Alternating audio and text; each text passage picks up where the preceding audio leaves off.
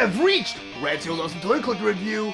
I'm your man, Red Steele, and today I'll be reviewing Teenage Mutant Ninja Turtles, Wingnut and Screwloose.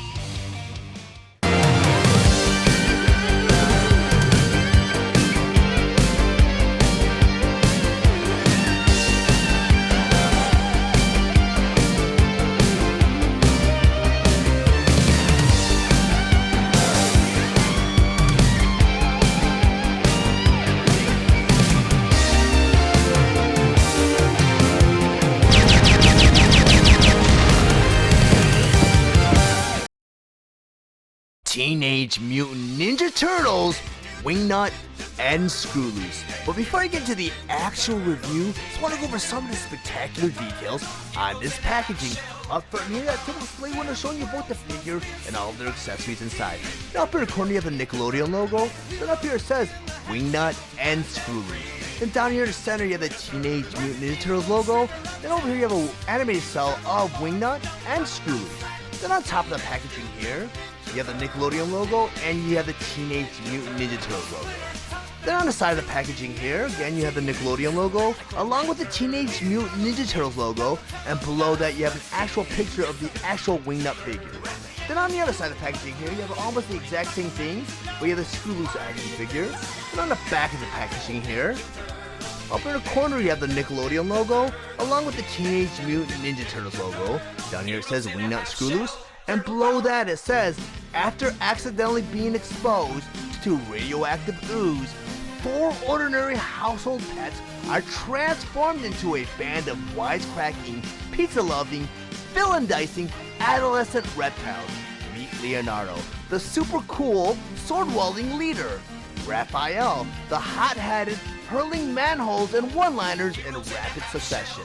Donatello, the brain behind the brawn, and Michelangelo, the ice cream, pizza gobbling party animal. Whether it's facing fierce enemies or saving humanity from near extinction, with the guidance of their sensei, these heroes in a half shell are ready for straightforward, out of the sewer action. Then over here you have a picture of both figures, and down here you have a cross-sell of all of the available figures in this wave. Now I'm gonna go ahead and do the unboxing. And I love to open my boxes from the right side. I'm gonna go ahead and poke this tape. And I'm gonna go ahead and run my finger around the edge to break the rest of the tape off. Actually, it's pretty tough, so I'm gonna go ahead and use the scissors to cut the tape complete. Now I'm gonna go ahead and just fold it over flap. So you want to just go and pull that open. And now I'm gonna go ahead and slide out the fingers. And I'm gonna fold it over flap. You have a little blister tray right here. I'm going to take the packaging, put it off to the side. And they're being held on by some rubber bands or some tie wraps that are like the rubber band tie wraps, which I do like because they're easy to cut. So I just cut this figure completely out of the blister tray. And there's a lot of rubber bands, it looks like. Just like that. And snip that. I think I have Wingnut for you. Nope. The wings are being held on, and I don't know if I want to risk damaging the wings. But I'm going to go ahead and try to pull this tie wrap out. And I always see this pretty shut. I don't want to risk damaging the figures. And this one's kind of hard to get in there, so I kind of have to behind the wing, like that. Now Wingnut's free. It looks like Wingnut comes in one piece. His fist kind of popped out of place. I'm going to pop that right back in place. Pretty solid, heavy figure, to be honest with you. Now I'm going to do Screwloose. Now, I don't really recall Screwloose from the original toy. I think he was like a minifigure. He just wasn't as detailed as this version of Screwloose. But I did own Wingnut and Screwloose when I had the original toy, the original run. But like I said, he wasn't a figure that stood out to me. So I kind of bombed just to kind of be the completest. And like Wingnut, it looks like Screwloose is being held on by additional tie wraps. There's one around his neck, actually. Cut that off. Now I have Wingnut free. It comes with a lot of accessories, actually, it looks like. Looks like it's double blister trade. There's another one that's being taped. So I'm going to go ahead and free his gun, or his blaster.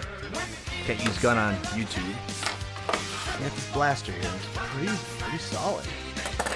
And now you have a couple of sticker sheets back here, but I need to remove a piece of tape right here. So I'm going to pull piece of tape off. Well, I'm just gonna cut it. Cut this piece of tape right here. There we go. You can get an additional blister tray. You got some sticker sheets right here, which I'm not gonna mess with. You have an additional, oh wow, it looks like you get an additional stand right here. Pretty cool. I'll go ahead and pull that apart.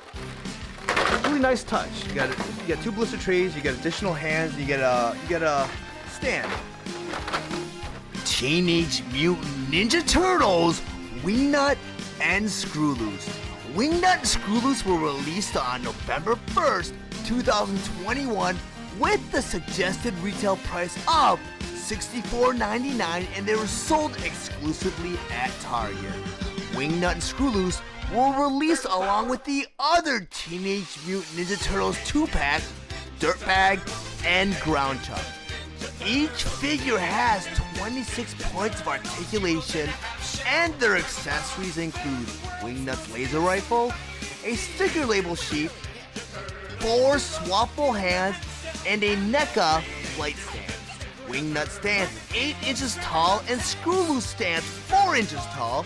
Both figures are meant for fans ages 14 and up.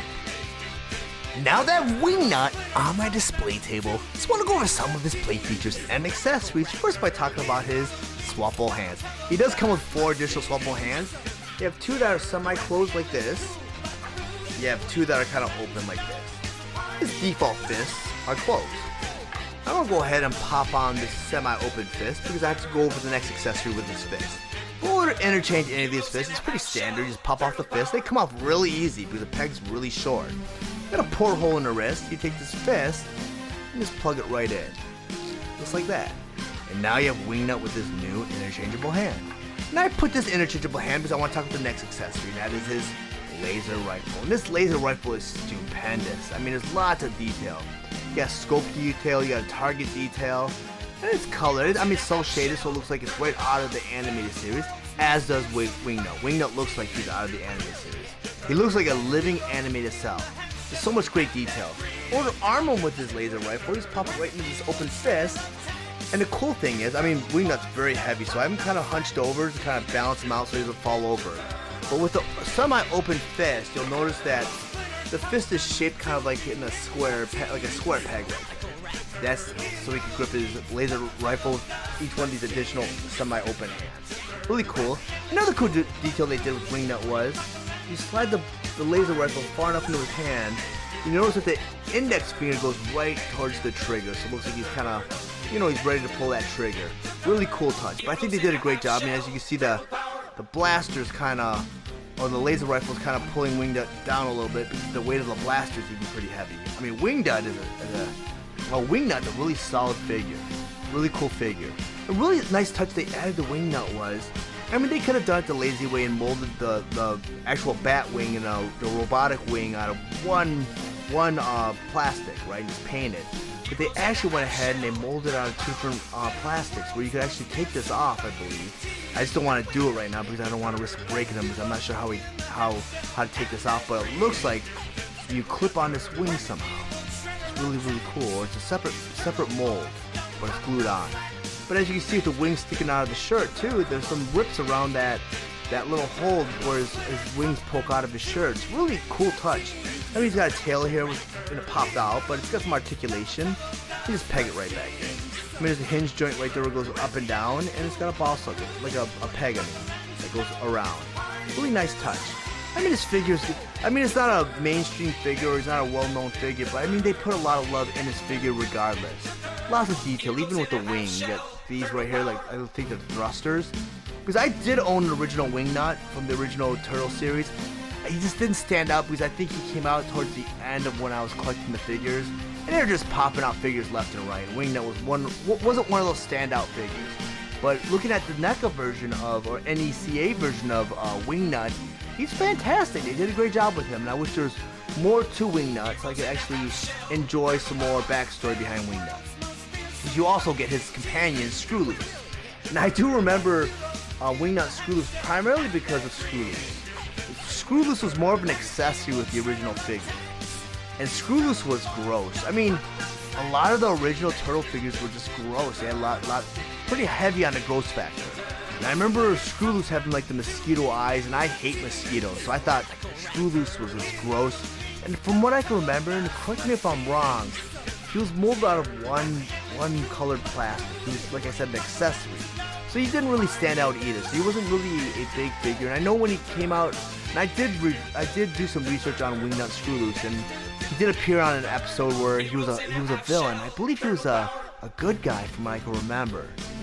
But they didn't really do the character justice in the cartoon series. I know there was some stuff they did in the comic where they made him look more like someone that was trying to imitate Batman, which was really cool, I think, because it was kind of like a parody on Batman and Robin, and it really worked for the comic book, and they made it work with Teenage Mutant Ninja Turtles. And I think Teenage Mutant Ninja Turtles actually had a Batman crossover eventually down the road, but this was their Batman. I mean, he's even got the color scheme from the 60s, 70s Batman.